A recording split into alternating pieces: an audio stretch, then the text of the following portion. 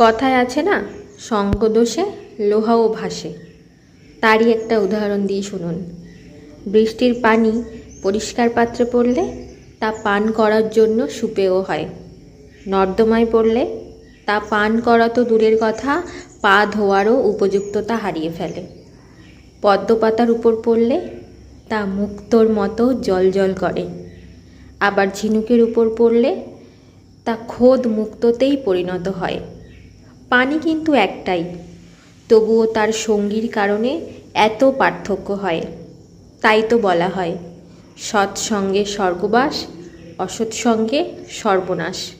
অতএব ভালো মানুষের সঙ্গে চলার চেষ্টা করুন, আপনিও ভালো থাকতে পারবেন, সবাইকে নিয়ে সুন্দরভাবে বাঁচতে পারবেন। কে সৎ আর কে অসৎ সেটা আপনাকেই নির্বাচন করতে হবে।